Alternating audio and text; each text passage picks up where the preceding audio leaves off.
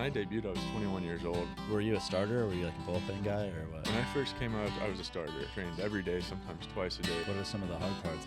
Failure, for one. Thank you guys for tuning in. Howdy, y'all. Welcome to Seager Storytime. We're your hosts, Mattson, Case, and Elliott, and we're the co-founders of the Seager Company. Damn, never been to Florida Daniel yet. Norris. Yeah. Thank you for coming. Thank you for having me. Yeah. Yeah, Super dude. stoked. This has been a long time coming. I feel Yeah. like. No, it has. We were talking prior to coming on, and dude, I feel like I know you guys. Right? Yeah, Just we've been now. talking. I know. I for a can't while. believe we haven't actually met yet. I know. Weird. I float around too much. Yeah. Where are you based out of? We're up in Ojai. Nice. Sick. That's a great spot. So it's beautiful zone, and we're just grateful to be there, you know. Yeah. And kind of tucked away a little bit, but close enough to surf every day. So Yeah. Newly married, living the life. Newly married, about Congrats. 3 weeks ago now. Dang. Yeah. Congrats, Yeah, bro. Thank you. That's awesome. It's best decision ever. Hell yeah. Sick. Where'd you guys go on the honeymoon? We did New Zealand for a week and Fiji for a week. Dang. Which was like, I had never been to either. Yeah. But Sage, you know, she is just so well traveled and dialed on all these spots. So Probably makes it so much easier. yeah, and you know, so when she had the idea of going, well, the idea was to obviously surf. That's what we love. Yeah. But also go left because I'm goofy. Yeah, same. So like surfing in California, that's a little bit few and far between. Yeah. So I thank her for taking me to like a couple of the best lefts in the world. You know?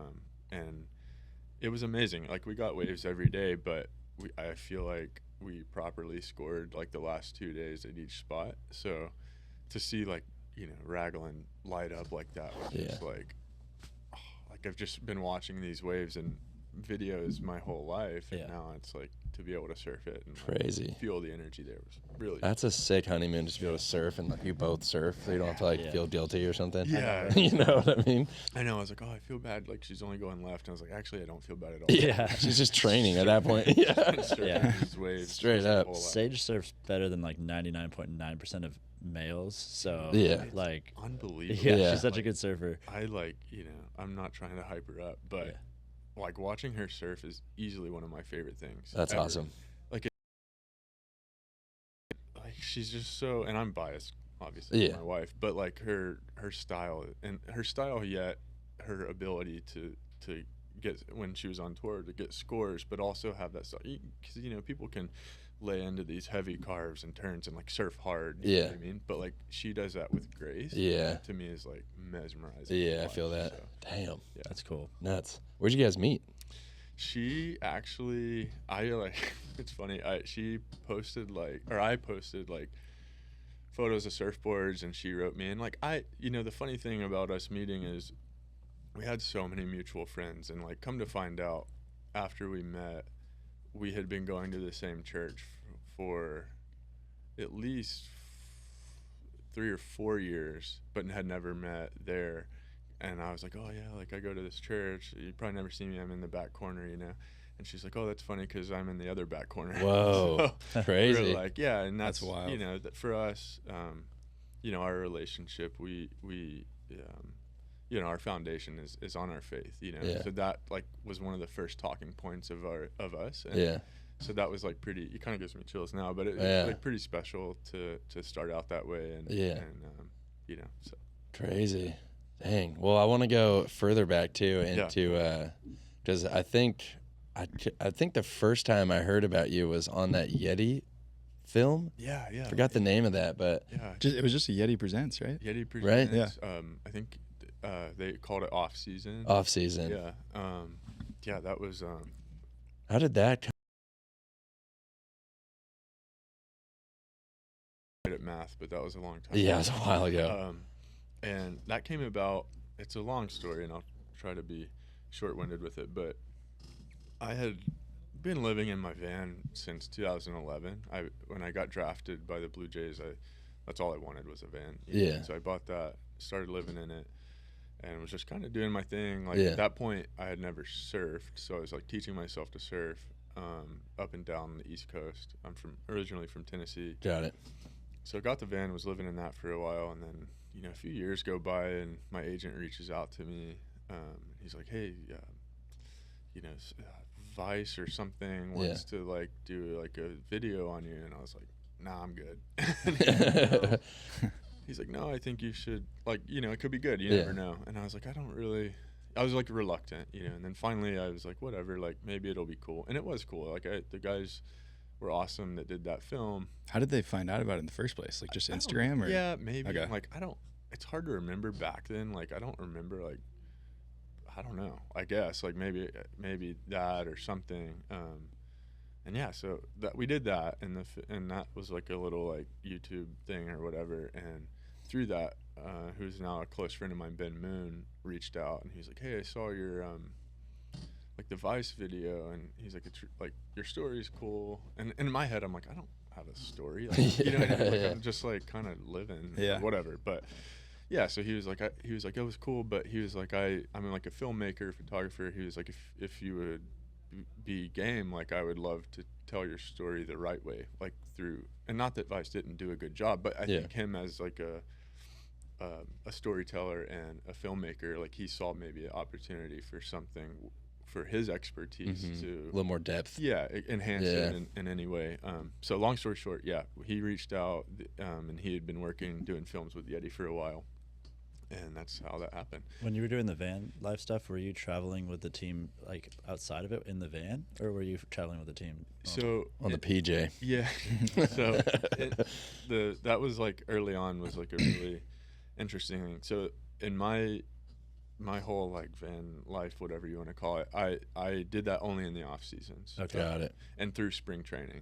But once season started is when I would like early years in the minor leagues, a few of us would rent a house, so I'd have roommates, and then in the big leagues, it's like you would rent your own place, and you're traveling, obviously, to the cities. So yeah, in season now, like I take baseball very seriously, and so in season it was like training. Yeah, I'm training, and all that stuff, and like I trained every day in the off season too. Yeah. That was one of the things about the van thing that really bothered me, was I think some people maybe thought I didn't care that much about it. Like, oh, this guy's just like surfing and living in his van, like not trying to get ready for next season. So I was like, no, I took it very seriously. Like I trained every day, sometimes twice a day. I would I'll do all my stuff, but there's life other than baseball, and I wanted to enjoy that. And it's also probably great for mental health too, to be able to last. This baseball season is crazy. Dude, I'll tell you what, it's I'm so grateful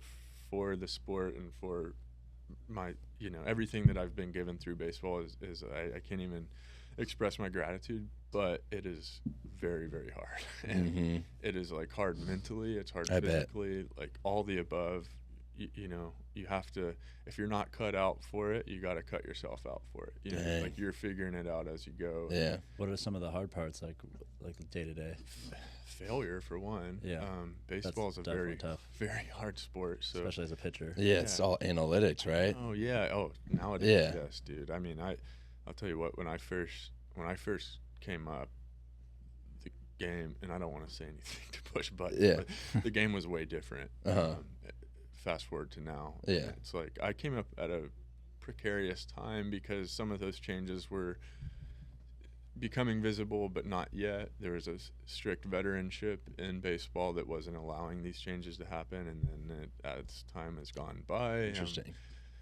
So I just had my 10th year in the big leagues, and crazy. So I've seen that's crazy. By, but it's like from the start of that to this year, it's like the changes I've seen, it's like mind-boggling, and it can be frustrating at times because in baseball, especially when I came up, the veteranship was nuts, and like it was tough. Like there was days I did not want to go to the baseball field. Because the guys that had been there and were older. When I debuted, I was 21 years old. Most of my teammates were 34, 5, 6. That's such a different wavelength. Yeah, and so like those guys were gnarly. Yeah, like, I appreciate them and I respect them, but it was like, it was tough. Yeah, gnarly in what way though? Like hazing. Yeah, cigarette burns to the face. All the above. And that's part of it. Yeah, I'd always heard the stories. Yeah, experiencing that firsthand was tough, because not only do you have to go out and perform every day, Yeah. you got to deal with The that. social stuff. Yeah, and it's like, hey, if you're gonna be here, you got to earn it. And it's like, well, I don't know, I'm here. So Yeah, somebody that. thought I earned it. Exactly. You know, but like those veteran guys, they look at it, it's like, who's this young guy coming up, like trying to take my job, or doing this or what? I'm sure. So it's like the It's pitchers so in interesting. the bullpen that are being like that. Yeah. Gnarly. So you're like, when you first came up, were you a starter, or were you like a bullpen guy, or what? When I first came up, I was a starter. Okay. I was a starter up until 2020. Okay. I was kind of my first year out of the bullpen. So I debuted in 2014, and then 2020 I was coming off of some injuries. I had some heavy injuries, and they thought me suited best to be in the bullpen. So Yeah. I sort of made that transition.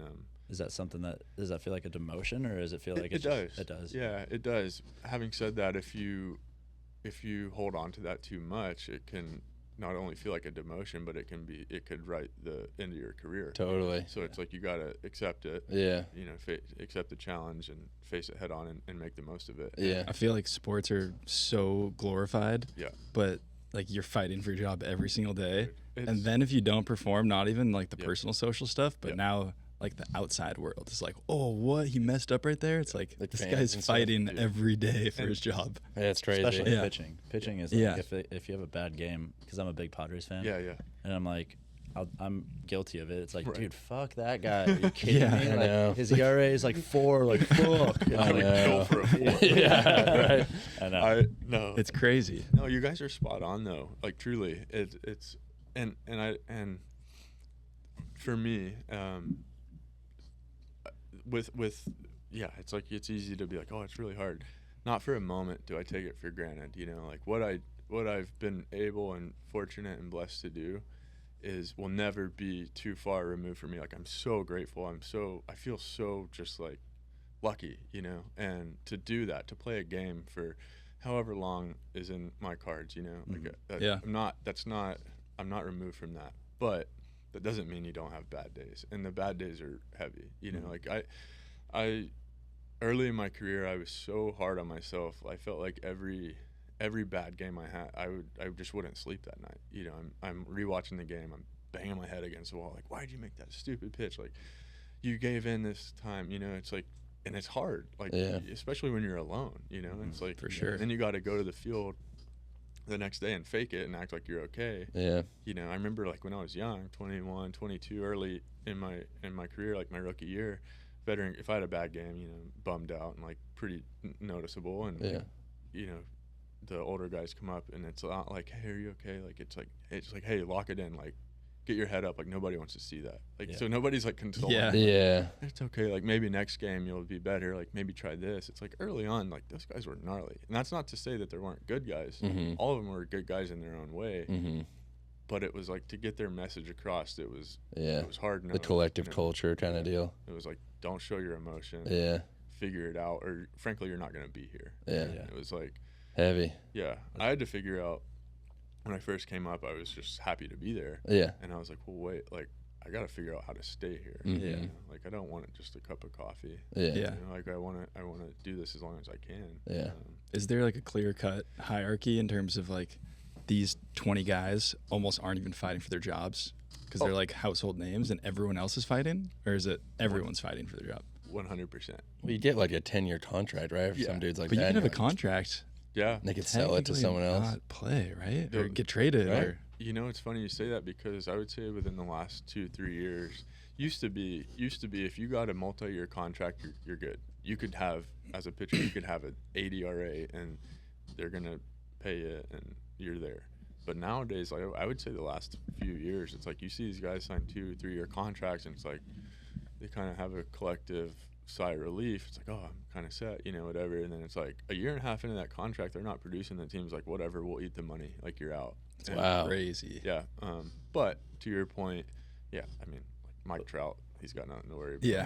He's chilling. The guys like that, it's like, How old is Mike Trout now? I he's feel like I've like known 20, he's like 24. No. What? No, I know. I was like, oh Dude, my it's- God, what a tank. But truly, he's like 31, which I'm 30. Crazy. And like, I feel like he's been famous forever. ever. That's, Like my whole life, I feel like I've known his name. that's how. Granted, Salmon was also that on the is Angels, which is crazy. confusing as fuck. That's just a testament to how good he is and how good he has been for so long. I mean, Yeah. I think I could be wrong, but I think he debuted in 11, Was he been on the Angels his whole career? whole career. That's yeah. fucking awesome. He debuted. That's got to be rare, right? To stay on one team It's forever. very rare. I mean, think Chipper Jones, Jeter. I mean, I'm just off Crazy. the top of my head, guys like that. What about like Tony Gwynn. what's his name? Aaron, big old mutant Judge? man. Aaron Judge? Yeah, he's he's been just Yankees, right? just Yankees. Yeah. Yeah. I mean, he turned down a Padres mega offer, right? Yeah. Just to Yeah. stay. Also the It's pretty Giants. cool. I mean, at that point, like, I think it was like $100 million difference or something. Yeah, he That's turned down like nuts. a And he's like, lot no, of staying in New York. millions. Yeah. I'm like, But- bro, you go to San Diego for another 100 mil? Like, come on. Oh, that's a question that I want too. him on the That- team. Let's go. I was just thinking, like, he probably turned it down, one, because he wants to stay with, like, be loyal to his team. Yeah. Two, you have to move your whole life. I think Yeah. he's from California, actually. Oh, really? Oh, shit. I want to say he's. Let's from look that shit north up. a little bit. Like, Aaron Judge. Yeah, I did think you it's get traded a few times? Birthplace. I did, yeah. And how's, like, picking up your life and moving it work? It's very stressful. I came up with the Blue Jays. Yeah, you're right. Got traded to the. Lyndon. Yeah. What a tank come out of that town. Yeah, for real. Crazy. Imagine him in high school, just fucking everyone up. Yeah. He's playing like Seen videos of football. Mike Just Trout in high school, and it's pretty gnarly. Really? Just, like crushes balls, and you're just like, okay, he's gonna be in the. yeah. Probably Yeah. obvious. He was on. I mean, you said 2011, and he's I think- 31. That means he was major league right away. Yeah, like 19 or 20. Yeah. which is Crazy. Probably lives within 50 miles of here right now. Yeah. Who? Oh, Mike Like Trout. Trout, yeah. I'm sure. Probably lives in L.A. You think? I think he lives in like Laguna. No, Yeah. I would probably. would've Newport given is that. my guess. Newport, yeah, Newport Coast. Right? Yeah. You're a pro baseball player. You're like, you can pick anywhere. Yeah. It's like safe and quiet. Right. You know? Yeah. Dang. So It's not you what I got do, though. you got traded Oh, yeah. a couple times. Yeah. And that's obviously hard. Are you like living out of apartments that are near the stadium, or how does that work? Yeah, so when I was with the Blue Jays, I lived pretty close to the stadium in Toronto. I could walk there, and then I got traded to Detroit, and there I lived probably 25 minutes from the stadium. So you needed your car. In Toronto, I didn't have my car. Do they help you and set you up with a spot, or do you have to look for it yourself? I feel like nowadays they do, but back then it was like good luck. Just find Better somewhere. show up. Actually, it's funny when I first got traded to the Tigers. I think they put you in a hotel for a few days. It's like while you try and find a spot, and then our catcher at the time, Alex Avila, he was like, "Hey, you're gonna come live with me," which was sick. cool because he was a veteran. I was still at that time young, and so that was awesome to like. I think at that time there was only like 2 months left in the season because it was right at the deadline. So he took me in, and which was great to just be around him. You know, I was still trying to kind of let it sink in that I was in the big leagues. Yeah. And, so he helped me a ton. Super good dude. We were teammates for a while, and Nice. he retired recently, but it's a great career. He would have kept playing as a catcher. He was dealing with concussions and stuff, and that gets pretty heavy. So, Yeah. but he's got a beautiful family, so he's good. He You loves stay in touch fishing. with him. Yeah, I do. Nice. Yeah, I do. He lives down, I think Fort Lauderdale, and he loves fishing. Nice. He's good. Yeah, he's good. That's cool. The same Rocky Mountain water. The same brewing tradition that started in 1873 in Golden, Colorado. Because when you're a favorite beer of rock stars, smugglers, cowboys, and presidents, you don't compromise. That's our legacy. What do you want to go down in history for? Coors Banquet. Start your legacy. So I'm curious, like when you're pitching, say for Toronto, and you're a starter and everything, when you're going to like get a coffee and stuff like that, are you like recognized a lot, or is it kind of one of those things where? Well, yeah, I think I would say enough to like realize it, but not enough to. I still get surprised by it. Yeah, yeah. You know, it's like, whoa. And they're like, whatever. So, Yeah. Yeah, I mean, gosh, I've been nothing special in my career, but as I said earlier, I've been very blessed and fortunate and grateful, and just all the above. Just every day is a blessing. So I was never like a big name or anything, but I would say in the hometown, or like whether it's Toronto or Detroit, or last few years been Chicago Cubs, Brewers, around in Cleveland now. Here and there. But I can't even imagine like Mike Trout or those guys. Crazy. Yeah. Well, you'll get so much recognition from this podcast. Yeah. Everyone will be stopping you. Damn. Yeah. Baseball's sick 'cause you get to travel so much with it. Yeah. I feel like there's so many games you get to really know cities. Granted, then again, you play and then you leave, right? You fly out like the same night. Yeah. So it's it's 3 or 4 game series. So you're traveling pretty much every third, fourth day. So we'll have like a 3-game series in Chicago or It's crazy. Texas or out west. I always love the West Coast trips, obviously. Are the guys partying while you're doing that? Used to. Guys used to really go out. I'm not a partier. I don't do that. But obviously, we're in the clubhouse for 12 hours a day together with 24 other guys. So you notice guys coming in a little sleepy. Yeah. I would say that has been a positive change in baseball. Yeah. Back in the day, it used to be pretty heavy. Yeah. But nowadays, I think guys are playing video games and Oh, really? hanging out and doing whatever they do. I don't know. I wonder if that's across all sports. Maybe. Just because like health and wellness is such Yeah. an Well, uptick right And now. competition's probably so gnarly where it's like that little edge might get you. Yeah. Yeah. You know? I mean, basketball partying was a huge Yeah. thing back in the day. Yeah. Like in terms of like. Do you know that? Like, Yeah, are you a it's part of that or documented. something? I was a part of it. Dude, you're like I was on the dream team basketball. in the 90s. But that's a really good point because like, I mean, gosh, again, like, I hate to keep backtracking, but when I first came up, it was like the food was good, but it was like not that good for you.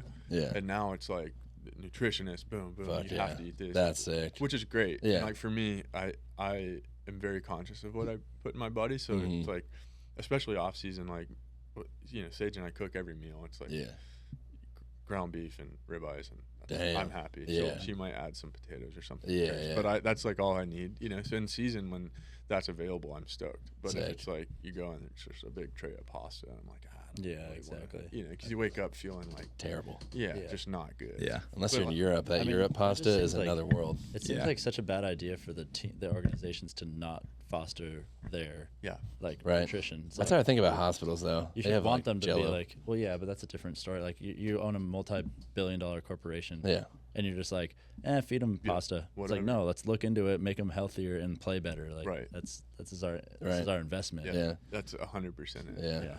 And so I've definitely seen a change in that, I would say, in the last few years.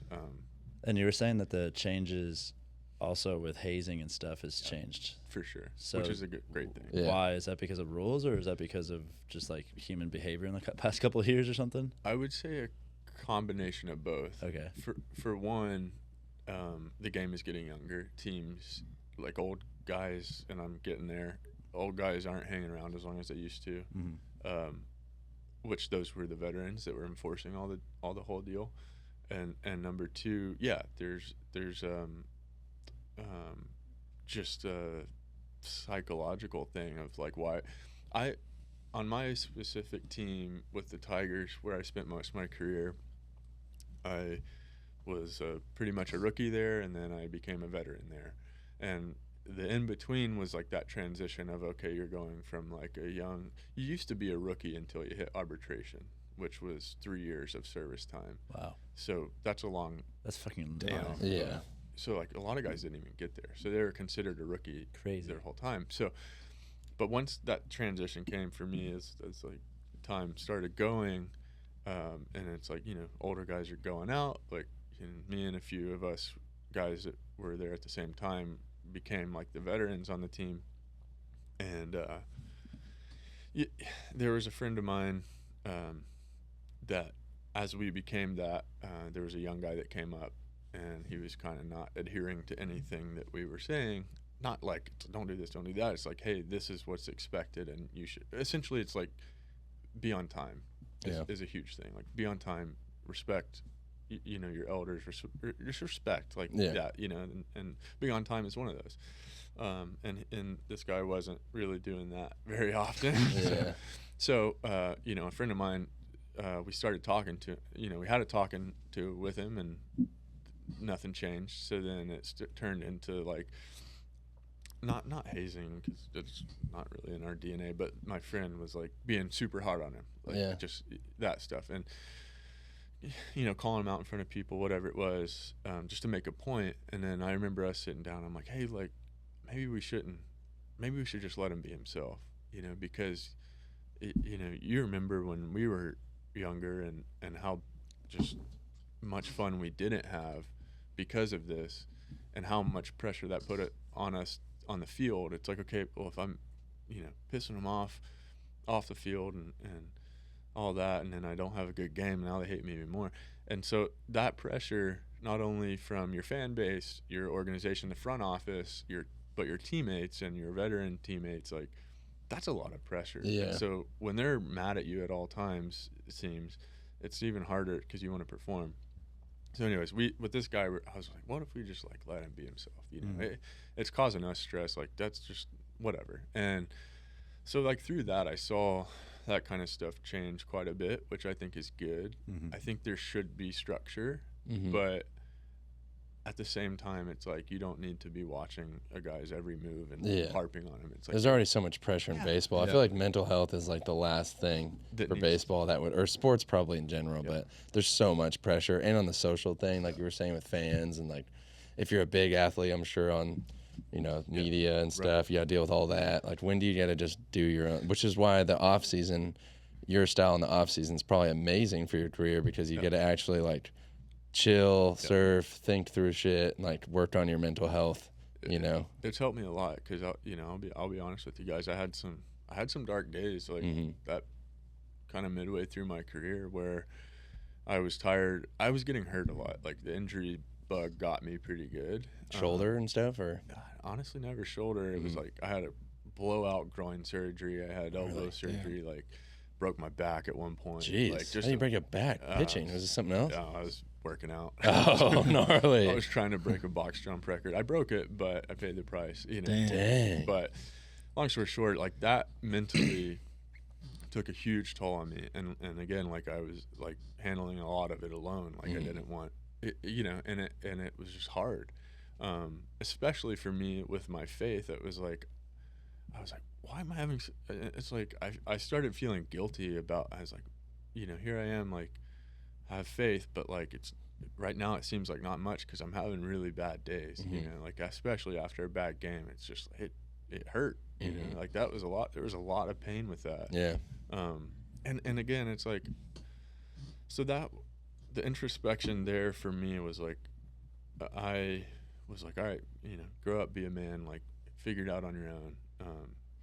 You know, and there with my faith, like, I never lost my faith, but I didn't rely on it as much as I thought I was. You know, it was like, you know, I feel this faith and I believe all these things, but when it got hard, I was really hard on myself instead of like letting it go. You know, and so I took a lot of growing up. I had to grow up a lot really quick. It's crazy. Or else I would have just, you know, fizzled out. And those times are, they're tough, but they're good for you. For sure. Because otherwise, like, it's not, you know, you can't just hit cruise control. You know what I mean? Like, you have to. You'd think that when, especially in baseball, I mean, I don't know, I didn't go through that, but you'd think that everyone's kind of going through the same pressure for the most part, and stress, that everyone would kind of like have each other's backs and you'd be able to rely on each other. But at the same time, like your point earlier, Case, with like, you're fighting for your job too. Like, you're competing against your homies. And so that dynamic's weird. Like, everyone should support each other, which would probably be way healthier. But at the same time, it's like, with that, like, something, because you're so right. Not only are you competing against the team you're playing, but like, at the end of the day, if you're not really performing that good, but your teammate is, and then they got to make a move. It's like, if I get sent, so it's like you're kind of competing with your teammates too. Yeah, totally. So like, early on, I like I made like a promise with myself. I'm like, I'm not gonna be like jealous of somebody that's having a good season or game or whatever, or envy or anything like that, because the way I always tried my best to look at it was, the better he does, the better I have to be better than him. Yeah. You know, and so like, if anything, that's just pushing us both. Yeah, it's up, better. Iron sharpens iron. So and I've had teammates that it's like, you know, they don't want you to do well. For sure. That's tough. Yeah, that's because tough. it's like, I got to look at your face every day, and you're sitting here poking your voodoo doll, hoping I do well. Has anyone ever actually done that with the voodoo doll, by the way? Probably. That's so I funny. never I'm saw sure, it. dude. That's crazy. I never saw it, but no one does that anymore. Probably a man. fan of like a different team. Yeah, totally. Yeah, overall, I don't know why we got to that, but pretty fucking awesome. Baseball. Pretty fucking awesome. I mean, I'm sure you watched a million movies during season, is my guess, right? Yeah, to be honest with you, a lot of surf films. Like, Okay. that was kind of what kept me going. What got you into surfing then? Dude, Because like you're in Toronto, right? That's Right. your first team. yeah. You're out of so true. Tennessee. Like, what was the? It doesn't seem like. I gotta surf in say there. too, I've always been a fan of your story, right? Because you've done it in the sports world, but you also went into a whole different world that not many athletes go into. It's true. Like not many athletes go into like the outdoor surfing, camping world. Yeah, I don't know. The weird thing is, like, nobody in my family played any sports. Like, my dad, who's my hero, he built bicycles for 33 years. My Dang. whole life. And I shouldn't say he had a bike shop, but he built literally everything. Like motorcycles, go-karts, like, it's just endless. Yeah. That's kind of fun. Yeah. We had a bunch of bikes. And he used to race like autocross, mountain bike races. Like, so he, What's autocross? Autocross is like, the videos Like that Baja I remember, kind of stuff? kind of, but a lot of them are like, they set up courses in like massive parking lots with cones. What? And it's like timed laps Time kind trials. of thing. Whoa. Yeah, Yeah. I remember like the old VHSs of him. He had like a Monster RX-7 just like ripping around. Jeez. Yeah, so That's sick. Can you look up autocross? Yeah, I would love to see a visual of that. Yeah, so he's epic. But no sports. I don't know what. Yeah, there you go. Oh wow. Jeez, that's Stingray's sick. Test I'd drive love one of style? those. Yeah, so I grew up with that. You Wow. know, I had sort of that as we were outside a lot, riding mountain bikes, dirt bikes, all that stuff. And then I ended up playing 3 sports in high school: basketball, baseball, and football. The classic 3. Yeah, It's and the Trinity, the Holy Trinity. Right. So I just fell in love with that, and I wanted to be good, obviously, but I just really enjoyed the sports. Yeah. But then as I got older in high school and stuff, and you start kind of figuring out, like, okay, like I might have a future in this, and but at the same time, I was like, I have other interests. Like, I really was into music. I remember having like a Walkman. And I love those things. The first album I ever bought was Jack Johnson. Damn. So I don't remember exactly what year that was. Maybe like sophomore year of high school. Gosh, I wonder how you got into that. I know, right? That's what I'm thinking too. But that's an entrance into surf right there. I think I went to like. I feel like you're also too young for a Walkman too. Like, I know. Well, that's all. No, I had a Walkman. No, but not sophomore year. He's our age. Not sophomore year. You had an iPod by then. I had a Walkman, and then I had a CD one. Yeah, remember those? Is the Walkman I think that's the cassette ones. Okay, I had a CD one. Yeah, I had a CD one too, and I would run with it. I would clip it on, and I would go on runs, and it was like scratching the CD. Like, That was like early high school, I think. Still. yeah, I still had that. iPods were iPods. just iPods came out, but they had not those everyone had an movie iPod ones. when they came out. Yeah, they were All of a sudden. expensive. They're like swivel ones, the classic Everyone one. had an iPod. They're like $100. I had an No, they were MP3 like- player after that. It had like 20 songs. I had that too. Should we look up how much was the iPod? Dude, they were expensive. It was at the beginning. expensive. you're right. I mean, they were dope. Everyone was watching movies on the tiny ass little screen. I'm like, what is I got that? it like a year late, and I got it for Christmas. Yeah. I was like, yeah. Yeah, I remember I bought an yeah, iPod shit. Nano off of a homie. Oh. Cheap. Wow. I Okay. remember. Yeah, that is expensive. Dang, Look at those big old bricks, dude. That thing is so thick. 2001 though. 2001. That was Yeah. Oh yeah, but that's First early. grade. I remember my best friend got one of those, and it was like this weird green, but I still had my like CD player. Whatever Yeah, it yeah. was. And with the Jack Johnson album I bought, I would play it, and I had like a headphones hooked up to it, but I used them as like speakers because I would like, they were so bad. Yeah. That they would just, like blare out. But that's that's what I started listening to. Jack Johnson, Citizen Cope, Donovan Frankenreiter, G Love, like. Damn, all so that you went kind of- straight into yeah. surf and like Yeah. chill music. Super quick, because I grew up on like Alan Jackson, Johnny Cash, Yeah. Randy Travis, like all that, and I Yeah. still love that. Yeah. But somehow came across Jack, and then after that, I remember like coming home from school, and we had like a big desktop computer, but my sister basically only used it for school and like homework or whatever it was. And I remember like trying to hop on there, and I would get on, and this was before like I think social, maybe Facebook, or I don't know, something was out. MySpace. Yeah, but like Jack didn't have any of that, I don't think. So I would just like research articles, like I would just like Google him and like read articles about Jack. So you start watching surf clips of him. So I was like, whoa, this dude's super cool. Yeah. I would just read these like articles about him, and then from that I came across Chris Malloy's Thicker Than Water, and found a way to watch that, or like some torrent or something. pirated version of it. Oh yeah. And I was just like mesmerized. So I like Thicker Than, this was all in like later high school. Had you vacationed to like No. the coast at all yet at that point? We never really took vacations. So you were just like, whoa. I was just like, whoa, this is like my mind blown. And I think that's what kind of inspired me to like want a van, because like, you know, a lot of that's kind of coincides with surfing. And so yeah, I just started trying to watch like Thicker Than Water, Thomas Campbell's Sprout. Yeah, it's a great movie. Yeah, and you know, and then all Chris's other ones, September Sessions, Broke Down Melody, like all that. And I was in, you know. And then once I got drafted, I remember shortly thereafter, maybe before, 180 South came out. Oh yeah, that was Chris's film too, and I just was like entranced, you know. I when I graduated, got my van, bought a surfboard, which my first surfboard was a 6'2" Quiet Flight Sea Flea. Way too, obviously can't learn on that. Way too small for me. Yeah. But I was just like, I'm doing it. Like I teach myself, you know. So I would go to Folly Beach, South Carolina. Oh, we've surfed there. Yeah, it's fun. Yeah, it's a fun spot. The town is awesome too. Oh yeah, we just went there with Austin Stapleton. Yeah. He lived in Charleston for a bit. Yeah. You know Austin too? Oh yeah. God, everyone knows Austin. That's a whole side story. Is it? We'll come we back gotta get to that, because he knows everyone, and it trips me out. He knows everyone from the South. Yeah, that's true. Yeah. I feel like that's true. He just has that like stronghold on everyone. Yeah, he does.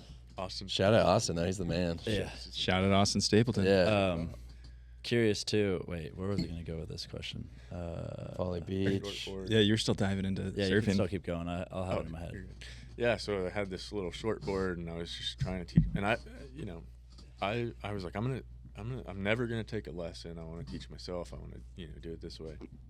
So I would just paddle out every day, and finally, like, got to stand up on a wave and go straight on this little like potato chip of a surfboard, and that was all it took. That's a feat in and itself. I was just like, I'm on, you know. And then from that, you know, I'm still watching these films. I would venture to say I've seen Thicker Than Water and all those like 180. So I've seen those films hundreds of times. Like I just would put it on, you know, like enjoy it, learn from it. And then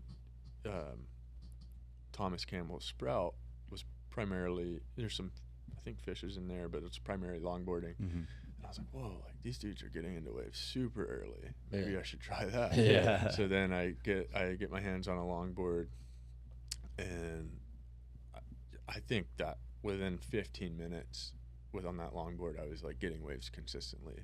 As to where with the shortboard, it was like I might stand up. Yeah. And so I'm like, oh my gosh, my head exploded, you know. And so, yeah, I just from that point on, I was just like surfing as much as I could in my off season. And I don't know exactly what year it was, but I kind of got over the longboard. I was like, okay, like when I'm surfing these places, I'm seeing guys like rip, and like gliding is great. Like I love it. Like setting your line, doing all that. I was like, I kind of want to like try some cooler stuff, you know. And so then I still had my 6'2", but then I got into like, I think I got like a different shape board, and I don't remember exactly, but we'll call it like a 6'8", like twin or a quad.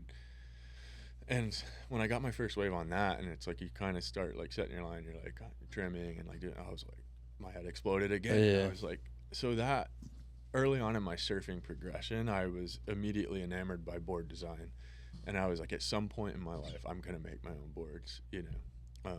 but I wanted to, as I respected my elders in baseball, I wanted to respect the elders in surfing too. It's like, you know, a rookie comes up in baseball and they're first in the food line, they're first on the elevator, they're first in this, that, they're laying on the couch. The couch was a big thing in the clubhouse. Damn.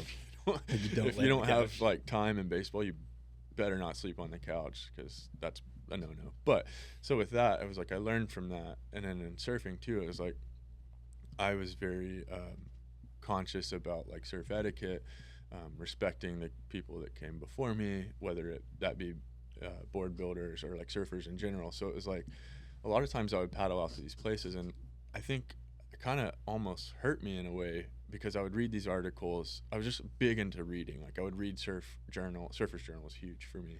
I would read all this stuff, and I'm like, oh my gosh, like surf etiquette, like you got to know where you're surfing, like who you're paddling out with. And I'm just a kid from Tennessee, you know what I mean? Like, I didn't know nothing. But I'm reading all this stuff, so then I go paddle out at like equivalent to like what's a like a beginner's wave around here? Doheny or Santa. Yeah.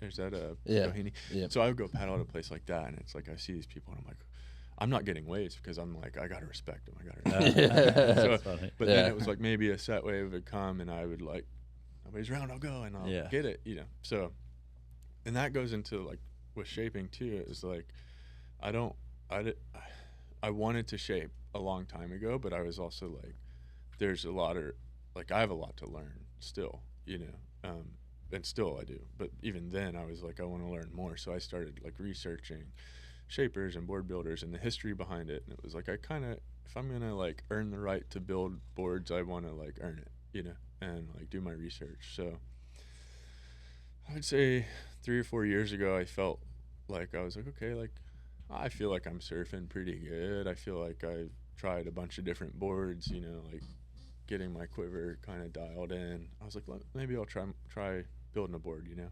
And so a really good friend of mine, Jimmy Leisure, his dad started Quiet Flight, which was the first board I ever bought, and they're down in Cocoa Beach, Florida. I've gotten to know Jimmy over the years, and I reached out to him, and I was like, hey, you think I could like maybe like build a board in your guys' warehouse? And he's like, 100%, come on in. And I was like, whoa, that was easy. But so I go in there, and I go, and he's like, yeah, we'll have our like head shaper like kind of run you through it. Turns out that's the guy that shaped the first board I ever bought. Oh, nice. Yeah, full circle. Bruce Reagan, you know. And so yeah, that opened, like, the doors flew off for me. I was like, I can make my own boards now. And obviously it wasn't that quick, but you learn as you go. And like making my own boards is just, it's endless, you know. As you all know, like surfing, it's like you can it's limitless in board design and what you can do. And so I think in the boards that I've been making, I really I enjoy like the alternative outlines and maybe that old school approach, but also being married to Sage. Yeah, it's a funny dichotomy. The performance side of it, it was like, what if I could like, and I'm, you know, a lot of people have done this, but I was like, what if I could like mesh the two? So I'm like, I've been working on a lot of like twin fins and stuff like that, and like messing with different rockers, and like I like a performance rocker on, but it's like, if you know, you all know about boards, but it's like that to me is just so fun, and like baseball's not forever. You know? And I've been learning that the hard way the last few years, and I was like, surfing makes me very happy. Yeah, you know, baseball makes me very happy, but it also has the ability to make me very sad. Mm-hmm. So with surfing, it's just been like a best friend to me for a long time now. And when I started building boards and like making some for friends and seeing them have fun on it, and like making some for Sage and seeing her really have fun on it, I'm just like, wow, like this is awesome. Really cool. You know, I'm so grateful for the people that have helped me. Not to like hand out shout outs, but like guys, we're like, all about shout outs on here. Josiah Morris, John Monroy, like Scott Hamblin, and like these guys have, when I came to them with this like shaping obsession, they were never like, it was like, yeah, come on, very welcoming. We'll help you. That's awesome. And I mean, dude, the guy that glasses my boards, Ian Zamora, like, I mean, the guy that he's glassing boards of shapers that have shaped 50,000 boards maybe. And here I am, not that level, but he's like, yeah, I'll glass your boards, like, Yeah. no worries, And I think that's pretty special, and I Yeah. appreciate that. Everybody's just trying to have fun, Exactly. trying to figure it out. And Yeah. for me, with the surfboard stuff, it's like I really enjoy it. Like, I being in the shaping bee is like a really special, like, sacred zone for me. I have really cool conversations and prayers in there. I have really good jam out sessions. Yeah. I listen to good podcasts. Yeah. And it's like I'm creating art, functional art, and so yeah, Yeah, I could that's talk awesome. about That's boards rad. all day. Yeah, it's sick that you had 2 separate passions throughout the whole time. 'Cause it sounds like from Jack Johnson, those Yep. early surf films, pre even going pro or pursuing Yeah, baseball, it like you was. kind of had this like dual life thing going into it. Almost like a backup plan. Yeah, exactly. Which is interesting because it's good to, I feel like as an athlete, based on everything we've talked about, to kind of be aware of that. Because then I feel like if you know what could be after something like that, you're less worried about that Yeah. death of it. You know what I mean? Because like I played sports into college, and I remember when I quit, I was just like, I've only done sports. Like, what is life without that? It's scary. It was scary, but then it ended up being amazing. But it's so important, I feel like, to have like an actual well-rounded life instead of just sports becomes, and some parents are harder than others. And maybe it was helpful that your parents didn't come from like a high-level sports background, because I've had friends who made it really far. Like I had a buddy who won the World Series for the Braves, but his dad was so hard on him growing up, where he was like, stressed all the time, and even I bet with like academics it's probably the same, but like it's good to just have like a well-rounded life, It's, yeah, and I credit my parents and my sisters for that too. It's like they just kind of let me figure it out, and there was never ever pressure on baseball from my parents, ever. That's Like, awesome. They were just like, if you're having fun, great. If Yeah. you're not, like, we'll figure it out. That's the way to do it. Yeah. Are you the youngest out of the? I am, yeah. Nice. Yeah. And like I remember I think about it a lot actually. My dad, it was like I don't remember how old I was, but it was like I was hitting and I was like, Dad, I want to hit a home run, like I want to hit a home run. And it wasn't like, we got to do this or you whatever. Yeah. He's like, oh, buddy, it'll come when you least expect it. Yeah. And then the next game I hit a home run. I was Sick. So yeah, stuff like that. And then even my dad, like when I got into surfing, he had never, we're from Tennessee. Yeah. Surfing was just. Maybe on a lake. Yeah. Yeah.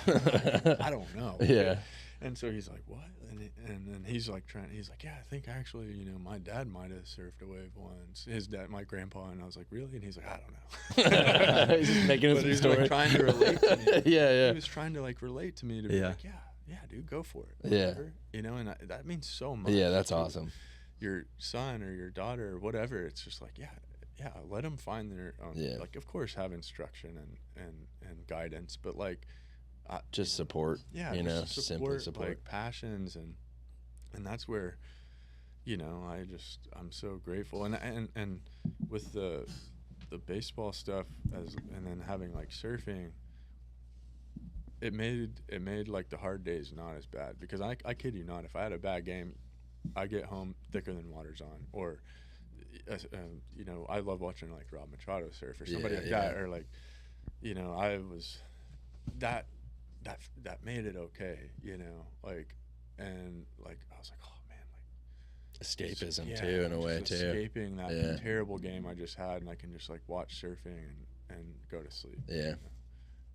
So I want to hear how the Austin Stapleton thing too. Oh, Before we yeah. forget, because We talked about it a little bit. Did earlier. you? yeah, we so Austin went to ride. He's a couple years younger than me, 2 or 3. that sounds right. Yeah. Right? 2 or 3 years younger than me. But he went to one of our like kind of rival high schools, Farragut High School. Oh. They were nuts. Like they were #1 in the country in high school baseball. So if he's ever told you all that and you're like, He didn't play whatever. baseball though, right? No, he did. No Oh, yeah. way. He did. If he ever told you how good Farragut was, and you're all like, yeah, whatever, dude, they were that good. I don't think he's ever Damn. bragged about it. He's never actually. bragged about it. Good It's on always him. it's always like UT. Like he only talks Yeah. about Tennessee. Also, if he bragged about his high school baseball team, we'd He probably knows we give him support it. shit. Yeah. Well, That's but true. They were that good. Damn. Good for them. Shout out Austin's baseball team. Yeah, and so I met him through that, and we just kind of remained friends.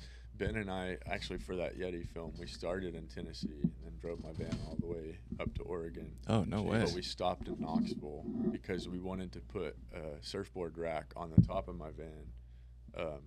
And we stopped it. I called Austin one night and I was like, hey, like, you know of any outdoor stores where we can get a surfboard rack in Knoxville, Tennessee? And he's like, well, I've been working at this outdoor store. Maybe we have like some Yakima thing or whatever. Anyways, we stopped there and he helped us put it on. And Nice. So Austin got to know Ben at that time too, and we've just been in touch ever since. Yeah. Like he's such a good dude. He's such a good dude. He's he's awesome. Like their whole family's just like they're the best people ever. I don't think. Have you guys met his parents yet? They're the best. I met her on on FaceTime. FaceTime. Yeah, FaceTimes. Met his brothers. Yeah, I met his brother. Yeah. Brothers? Blake, Just one brother? and one Brothers. sister? Blake and Yeah. sister. Yeah. Are- Yep. Yeah. His nieces they're and awesome. nephews. Yeah, I always get in trouble with them. Dude. I say stupid stuff on the phone, and then he's like, "My nephews are here." He goes, sorry, dude. How long did that road trip take from Tennessee a to lot Oregon? longer than we thought it would. Yeah. In a And that was van? all for the film, too? It was all for the film. Well, it was all we wanted to. I mean, we really wanted to surf too up in Oregon, and we were like, there was a swell coming in, and we just like wanted to get there, also do the film. You also had to drive back, though, at the same time. So yeah, what Which is ended up crazy. happening was it broke. My van broke down. What van did you have? three separate VW? times. Yeah, Oh, yeah, those 1978. things. He still got it? They break down. Still- Oh, really? Did you Yep. pull up in it? No, Ah. it's still in Tennessee. My Oh, dad, okay. my dad works on it now too. What year is it? 78. Yeah. Can you look that up? I just want a nice Yeah. little. There's probably a photo of Oh, yeah, we it. could probably find your actual one. I can't mean, how would we look those vans, I had so many friends with those, and they always break down. It's crazy, right? Always. But I'll tell you Will what. you look up off-season, too? I just My wanna dad always dangled that in front of my face. watch that in the back. Dangled that in front of your He's like, face? you want that as your first car? Like growing up the whole Yeah. entire time, I was like, yeah, I do. And then when I finally became of age, he's like, good luck. Good luck finding one. I'm like, Right. There "Oh, she Dad." is. Yeah, there she is. Dang. That's what color would you call that? Like a know, like a- mustard? Like a faded mustard? Faded mustard. Yeah, we. I like to call it Like a mustard stain? Call it early morning sunshine. I like Early that. morning sunshine. I There you go. like Should get a Patagonia ad. Yeah. It. They're good at that. I've broken down so many times in that thing, but sure. also fixed it with duct tape and zip tie. Damn. Yeah. That's tour. They're very simple to work on. That's fun. It's such an iconic car. What do you think about the new one they're coming out with? It's, That, like, that stuff's wild. the electric one, Yeah. right? Isn't that what it is? Oh, I haven't It seen is that all yet. You haven't seen that? No. Is it out yet? Like I think it comes out next concert? year. Next year? Yeah. It's out, but you can only get it in Europe. Really? Yeah. What about that Tesla truck? You guys fucked with that? Oh my gosh, those are nuts. Nuts. I don't think Oh, you are can. you talking about? I think it's a cool concept. The but I don't- VW, the bus. They redid the that whole little bus. Oh, I haven't seen that. The VW bus is cool. I like it. Yeah, they did a pretty good But job I of think it's keeping only it. available in Europe right now. Yeah. By the way, was That just makes sense. only you and Ben like the whole time filming this, or was there a crew? He had It's a lot of bonding. one other. I want to say one other guy. that your I don't first wanna time be around? wrong. There it is. Ben Sturjalewski. Awesome dude. He helped. He Lefty. came like halfway through the trip and helped because we broke down and we were stuck in like Denver for a week waiting on a part. And then once it got fixed, we made it over Vail Pass, decided to camp that night, woke up, and it didn't start again. Damn. Damn. Yeah, we ended up finally getting it up to Oregon, and I remember at one point he was living in Bend, Oregon at the time, got it there, and then we were going to Cannon Beach, Oregon. So we're driving at night. It looked a lot like that. Yeah, actually. it was dark as hell. Driving at night, and we're going like kind of back roads, and he's in like a truck or something. No, he had a Honda Element at the time, and he's driving that and like leaves me in the dust. I can't keep up. I'm like, whatever, like, you know. And then I'm trying to like put the GPS on, no service, can't call him. So I'm like, this is Jeez. kind of sketchy. I don't know where I am. I pull over, and it was snowing so bad, but the road was like I felt like it was like an inch thick of ice. And I pull over, I get out, and I'm in like my boots, and I just start slipping, and I'm like, oh my gosh! And then I go down this like little, it felt like a huge hill, but it was just like this little like iced over road. I'm sliding, and all I had was my knife on me. I pull it out and like stick it in the ice, and it stopped me because I was just like going, Whoa. and I'm like, well, if Heavy. I get down to the bottom of this, I'm not going to be able to get back up Yeah. because I'm sliding down it. Yeah. And I just like quickly like stabbed it, and I was like, oh my gosh. And I start like ice pick in my. I'm glorifying it. It wasn't that cool, but it was like in the moment I was like, oh my gosh. That's so gnarly though. I come back up and then Ben realized I wasn't behind him. They had turned her back around. He's like, oh dude, sorry. Find you hanging from a cliff by a knife. I'm like, dude, I was like, I don't know what happened, you know. And then we get back on the road and my windshield wipers were frozen because I had stopped for so long, so I can't. The snow, I'm literally like Dumb and Dumber driving out the window like this, just blasted in the face with snow. Wow. Yeah, it was nuts. Quite the story. Bro, in this video, your side profile looks so much like Jordan Davis. It's Yeah. freaking me I was out, dude. thinking that too. You know who that is? Do you know that? This is country. Country singer, dude. It's the beard, I think. Yeah. But Yeah. from the side profile, is like, damn, bro, you're hanging out with Jordan Davis out there too. I was thinking that. Were you? Well, I you thought- were I had telling to that say it. story, and I That look beard is over, and I insane. almost was gonna say, I was like, I don't want to interrupt. That's hilarious. Bro, your beard is insane, dude. How young were you in this? Like 2015, I was It's like 9, early 20s? 23. Jesus, 2, dude. I still 3. can't grow a beard, man. No, 22. That's so embarrassing for me. No, I don't. Damn, look at that. That's sick. So what was it like when this film comes out, you're still playing baseball? Yeah. You go back in season, right? Yeah. To use the words. And then like did everyone see the film? And they're like, "Bro, that was nuts." Maybe a couple guys did. I wasn't like. I feel like everyone who plays baseball owns a Yeti Yeah. and is getting, you know what I mean? Yeah. That's, Like when I think of baseball, I kind of think of Yeti in there. They did Really? a great job at that. Yeah. Okay, I mean, okay. baseball is Okay. like as Americana as it gets. Yeah. You know what I It mean? I crossed a feel lot like of lifestyles. oh yeah. Yeah. Yeah. I mean, I feel like if you play baseball, you probably fish. Yeah. You probably Hunt. hunt, Hunting. right? Golf. I mean, not Yeah. golf. I don't play golf. But like Yeti's all up in all of that. Yeah. You know what I mean? Yeah. Yeah, I wasn't really telling many people about it or anything, but Yeah, you can't really lead with that. Like, yo, you see my film? hey, I feel like, what's up, dude? I haven't Like seen and you in a while. subscribe, please. I feel like it got like picked up on the On the not news? just Yeti and surf, like on the news. Like it was a story. Dude, maybe. I don't know. I remember like not liking that all the time.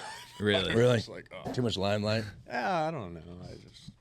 The big thing was like the whole baseball thing. Like, oh, you don't care about baseball. You're just running. Oh, you got too around much heat. surfing, and I'm like, I care about baseball. Yeah. Yeah. Trust me, you know. But I hated, like, apologetically, like saying like that. You know. Yeah. But it was like the people that knew me, and they knew what it meant to me. But I Yeah. hated feeling like I had to explain myself. Like, yeah, I surf. Yeah, I camp. But I also work really hard at my job and my Yeah. sport. You know. And so that got old. I Yeah, think. I'm sure. But that being said, you know, I am grateful for all of that. It was some really cool things came out of it. I alluded to like Chris and the Malloy brothers, and I mean those guys are legends. Like full Yeah, they are on. Like, legends. I was those gonna guys- ask, do you hang out with them now that you live in Ojai? Yeah, I do, and dude, I mean those guys are just their body of work speaks for itself. Yeah, whether for that be, sure. Like, you know, the competitive surfing, the free surfing, the stories, the movies, all that stuff. Like that speaks for itself. But and like I feel like I've used grateful a lot today, but I am like to be able to like, you know, call them friends Yeah. is really special because those were people that I looked up to when For I was sure. getting into surfing back in high school. And then fast forward to now, and it's like I get to shake these guys' hands, Yeah. and they're good dudes, Yeah. and it's that they're just really good people. Yeah. Yeah. One year, probably 4 or 5 years ago, I was living in my van up in Santa Barbara. I would train up there and then surf every day, and that was just kind of my deal. And I got to know Chris a little bit over the years, and one year I was, you know, in my van. I wasn't hanging much with people. I was just kind of doing my own thing, which I loved. But one year Chris reached out, and he was like, hey, man, it was around Thanksgiving. He was like, yeah, I know you're kind of doing your van thing, but if you want a hot meal, like we're having Thanksgiving. Like come Sick. up for Thanksgiving. Yeah. So Awesome. that meant a lot to me Yeah. because it was like, yeah, I chose to do this. I chose to be in my van and like enjoy my time and stuff. But in That's that nice time, I to was like, eat at yeah, home. I was like missing mom and dad, Yeah. and sisters and family and stuff, but having that and feeling love like that, and Yeah. come hang out with us and our family for Thanksgiving, and it turned out to be just a wonderful night and talking stories with him, and that meant a lot to me, and yeah, so to call them friends is it's special to me, and I appreciate them very much, and you know, because I mean these guys are legendary surfers. They see this guy Yeah. in Tennessee, it's like, oh, do you surf? Yeah. But one time, Dan, this was a couple years ago as well. Dan had reached out to me, and he's like, "Hey, I'm gonna go to the islands either tomorrow or the next day or something. Do you want to come?" And I immediately was like, "Oh my gosh, yes!" Like, you know, because that's kind of like, you gotta have a boat to get out there. Yeah. And not only that was like, that's Dan Malloy, and and I was like, totally. And but I had only been to the islands once at that point, and so then like the next day, I'm writing him. I'm like, "Hey, like, I was like, what kind of waves are we expecting? I just, you know, what board should I bring?" And he writes back, I'll never forget. He goes, "Oh, we're going to this outer reef slab, like looking to be like 12 to 15 foot." And I was like, I shouldn't have said yes. I was like, oh. I was like, no. And I was like, "Oh, okay, sounds good. I'll bring my gun." Yeah. And he was like, "I'm just kidding. No, it'll be this and that." And so we go out there, but I'm still nervous. I had never surfed with Dan at this point. I'm like, dude, this guy's like somebody I love. I love watching surf. Yeah. Like, he's like, you know, a legend. And I was like, I hope I surf good, you know. So I was like super nervous. I felt like I was getting ready for a baseball game. Yeah. We get out there, and I mean, it was just perfect, like foot overhead, like really fun, just peaks. And we were splitting peaks all day, like for 3 hours. And I just was like, I think if there's nights that I can't sleep, I think about that day. Damn. And it's just like that, you know, those days where it's just classy, perfect. Like, there was 3 of us there, and that was like, I think about that day. Did you guys camp out there on the boat, or did you come back? No, we came back. Nice. Yeah, we were out there for probably 3, maybe 4 hours. Yeah. But we ended up coming back, and but that was just a really special day to me. It meant a lot. You know, it was kind of random.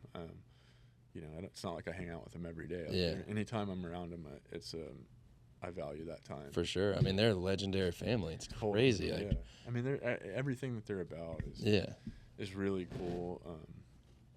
You know, leaving like pro surfing to kind of free surf, which, I mean, you got to think like, I mean, Tom Curran kind of pioneered that whole thing, and then Rob Machado, and then them. Yeah. It's pretty cool. Yeah. They got a cool story for sure. Yeah. Yeah. Just good humans. Yeah. Good humans. So on that note, are you going to continue to try to, like, are you in contract for baseball, or? Yeah. I'm a free agent. Okay. So in baseball, once you reach 6 years of service time, you become a free agent, which is really cool to get to that point. Like that's a blessing in and of itself. So when I got to that point 2 or 3 years ago, and I was like, wow, like that's cool. Like I'm happy. Like that's really cool. You know, like I never thought I would get to that point. Yeah. And then you leave that, and you're like, well, gosh, I hope I get a job. You know? Yeah. So I've been in that the last 3 years, and yeah, it's one of those things where, you know, for me, it's like I obviously want to keep playing, but I'm not getting any younger, and I feel good. And I had a solid year last year. Last year was my first time in AAA in 10 years, so it was like I was up a little bit with Cleveland. Yeah. In the big leagues last year, but I started the year in AAA, and that I feel like I grew a lot last year. Yeah. Because you know, you kind of go through the whole deal, and then you become like a major league veteran, and then you go back to AAA. It's like last humbling. year. I was like, whoa. Like, How does that work? Like the back and forth? Yeah. They could just call you up for a weekend, basically? Basically, yeah. Wow. I mean, I was up probably like a little over a month last year, which was great, you know, but for sure spent most of the year in AAA. And that was like, going into the season, I was like, I looked myself in the mirror. I was like, all right, you got a choice to make. Are you going to be grumpy, or are you going to like try and enjoy it? Yeah. Because it's like, you know, you can get salty. Yeah. You know, you're back to riding buses and all that stuff. It was, and I got to tell you, it was one of the most fun years I've had playing baseball. Nice. And that meant a lot It's more to me. carefree and The pressure was off. I had fun. I got to enjoy being around like younger guys. The younger guys that hadn't been to the big leagues yet, you know, they see somebody that has been in the big leagues, and they're like, what's it like? How do I get there? I got to get there. Yeah. And I remember being that. I was like, that's my only thing. Like, I want to be there.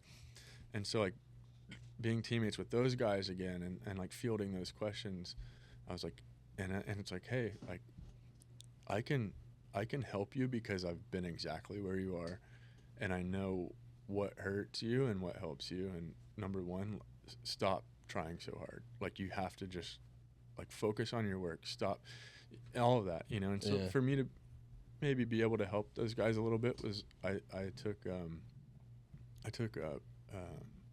appreciation to that, because it was like, hey, I was nobody special in my career, but I stayed afloat for a good while. Yeah. And if you want to like kind of get there, like, I can help you fail. They should make that or they should make that a something that every 10-year veteran has to do. Like, go back to that'd be so good for the sport. Yeah, I feel like it'd be good for humanity. Yeah. It's just like, oh, put all of like these 10 years, and even if they're like the top of their game, they have to play like 2 months in AAA. It's like, a really interesting concept. Yeah, that's insane. It would never happen, probably. Some guys wouldn't handle it well. No way. It's like you could become accustomed to this lifestyle, and not that it's crazy glamorous or anything. Yeah. Maybe, you know, some people maybe live that way, but it's like you become accustomed to a certain schedule and all this stuff. All the PJs and then all of a sudden it's not that, and you're like, whoa, like, this is nuts. I'm curious, so, and you don't have to answer this like specifically, it's more of like just out of curiosity, how does the pay work if you're going bumped down to AAA and then back up to the major leagues? Like, do you get a better check all of a sudden when you're back in the major leagues, and then you get bumped back down? That's a great question. That's actually that's perfect. Yeah, that's exactly it. Okay. Yeah. It's like they like, is there an X number that like, here's this for 30 days. If you how do they play do for 30 days, you get this. Exactly. Okay. Well, you get, it's like by day technically. Oh, not that you get. You have like a day rate kind of deal. Exactly. That makes sense. It's like each day you have a game. Do you negotiate that yourself, or is it like before the season? Yeah, you have like a contract negotiation. Oh, I mean, I don't. My agent does. Yeah.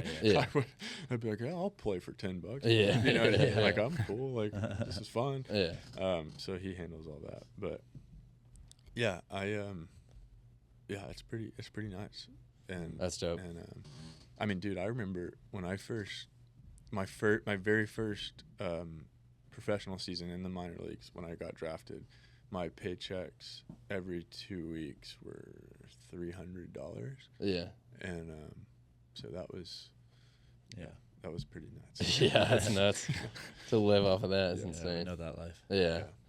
I was just trying to picture like Tatis or something going back and doing like I don't know, he hasn't even played that long, but like just thinking of someone like him who's like established. Yeah, exactly. Going back just sounds hilarious. Yeah. Would you say go ahead. No, you're good. I was gonna say, would you say like your goal moving forward is to get like back in the majors, or is it more so like on the Padres to continue focusing on just like we need a life reliever outside of baseball, but like still working at it? That's a really cool question, because of course I want to get back there and keep going and all that.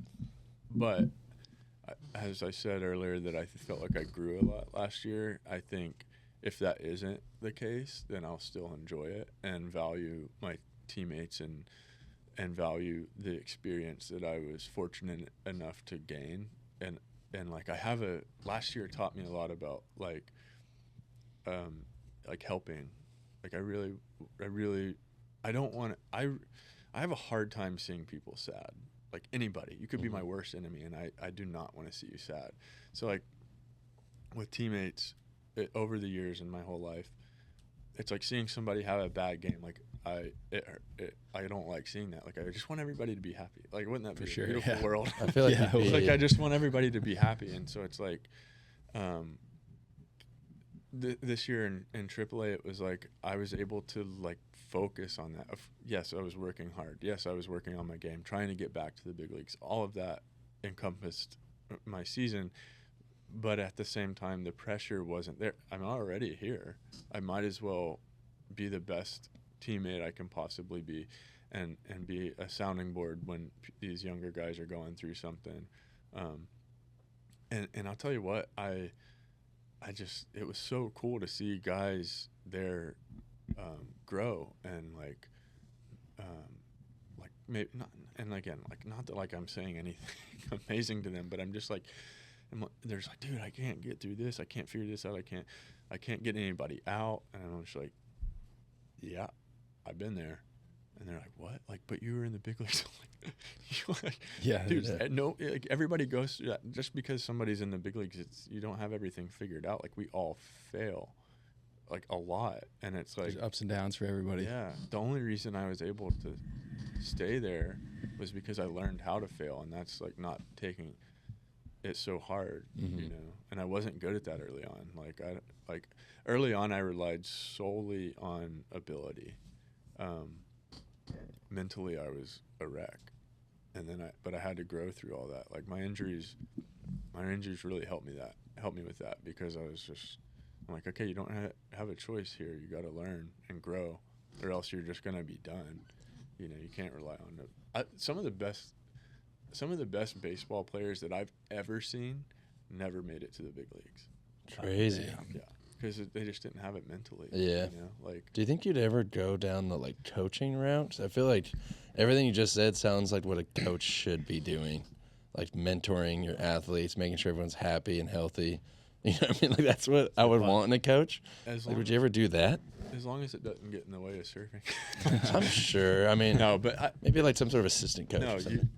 It's funny you say that, because Sage and I actually were talking about that recently, like 2 days ago maybe. I was like, you know, it'd be kind of cool to be like a high school baseball coach. Yeah, that'd be sick. You know, like local, like Ventura maybe, or something, where it's like I can go surf in the morning and then go practice. Yeah, it sounds dope. Yeah, so rad. That would go surf with the super team. Cool. Yeah, I think I would enjoy that too. Yeah, it sounds awesome. Yeah. So they'd be psyched too. They're Yeah. like, well, we have a pro fucking coach. Kidding? I feel like most high school coaches are like kind of like fat old dude. He's like, I played for a little bit, but Actually, now that we have you here, you should join our softball team when we go back in season. dude, Damn. I love that. we should do like an actual like baseball men's league. I know there's know. like totally men's. because we've been Yeah, doing like we're underhand, softball, slow pitch. but that shit's hard to hit, dude. Like, I can when hit a it's baseball, but I can't hit a fucking downward Dude. yellow balloon. Sage was playing for like a couple years. Like, something happened this year, they didn't play, but she was playing for a couple years. Like, yeah, like the little softball deal. Yeah. And if I was like, I think the first time I played, I was like home for All-Star break, and I was like, can I play? And she was like, yeah. So I go in there and I'm like, I'm gonna hit this thing so far. Like, It's so embarrassing. I'm gonna lay into this thing, and the dude throws it, and that thing's like, I'm like, what? Yeah, it's like And a I take it, pinata. because Right? I was like, that thing's way back there, and it landed right on the plate. And Yeah. I'm like, strike. And Yeah. I'm like, what? This is nuts. Yeah. And then I ended up It's going an on, but it was entirely like- different And then you hit a stuff. home run in the Really? next one. But I was like, it was so trippy. I'm like, dude, this is hard. Yeah, it's weirdly And I hard. was It's literally embarrassingly coming hard. down like on your head. Whiffing on a softball is the most embarrassing so thing I embarrassing. think We I've had ever done in my life. The guys honestly. on our team that struck out had to buy 30 racks for the next That's game. hilarious. Yeah. It happened quite a bit, honestly. I mean, Yeah, like totally. once a game, somebody Yeah. strikes out. Yeah. I think I swung and missed that game, and I was like, I just tore my oblique off. Yeah. I literally I was ripped my so- hamstring so- first hit Oh, yeah. of the season. Yeah. We were in, I mean, granted, we were like bad news bears. We were like jeans and shit. Yeah. And hit the ball like right at the shortstop. And I just started running all cold and drunk. And just like absolutely tore. I think it went past him or something. And everyone's like, no, no, no, no, no.